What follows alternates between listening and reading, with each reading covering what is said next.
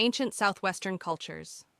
Around 2,500 years ago, Amerindian peoples began to live in settled communities in what is now the southwestern United States, growing maize, a crop unique to the New World, together with squash and later beans. These cultures developed advanced technologies that allowed them to manipulate their environment and thrive in its arid conditions, though ultimately environmental factors may also have led to their disappearance. One of these cultures, the Hohokam, practiced irrigation-based agriculture. Knowledge of Hohokam irrigation systems is based on archaeological remains found in southern Arizona, as well as on extrapolation from technologies currently in use. Because the land was desert with less than 10 inches of rainfall a year, agriculture required catchment dams, irrigation canals, and water conservation. Between AD 300 and 900, the Hohokam manipulated the arid environment by building large canals, some as wide as 30 feet across, 7 feet deep, and 8 miles long, that could fertilize as many as 8,000 acres at a time with water from the Salt and Gila river systems. The Hohokam could grow crops and store them throughout the year, producing a continual supply of food. An environmental consequence of irrigated agriculture, however, is that water from the rivers leaches out salts, drawing them up from the subsoil and leaving salinated, salty topsoil. Just as the Mesopotamian settlements of the Near East were abandoned owing to salinization of the land, the Hohokam may have been forced to abandon their villages. Alternatively, they may have remained, evolving and adapting to changed conditions. By the time the Spanish arrived in the region in the 16th century, they met Amerindians called Acamel o Odom, who were still practicing a form of irrigation, but not on the enormous scale developed by the Hohokam. Other explanations for the disappearance of Hohokam culture include flooding, drought, earthquakes, and deforestation.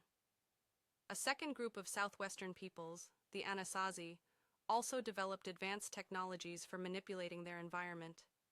They constructed large multi-storied communal houses in villages, or pueblos, along the edges of a river in the bottom of New Mexico's Chaco Canyon, where they planted crops.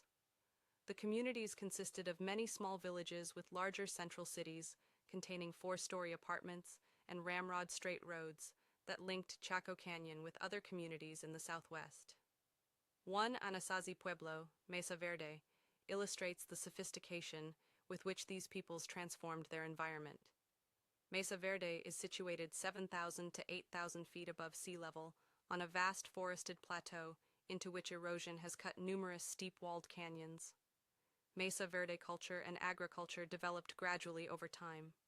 The people of the earliest culture, from around AD 500 to 750, were basket weavers who lived underground in pit houses. Around AD 750 to 1100, they added ceremonial chambers called kivas and began building houses above ground out of bricks.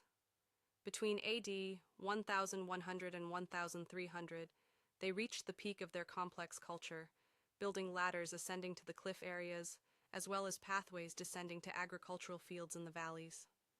The vast agricultural network covered some 80 square miles of development, supporting numerous pueblos located about 1,800 to 2,000 feet above the river. Not only did the Anasazi build roads and pueblos, they also put their understanding of astronomy to practical use.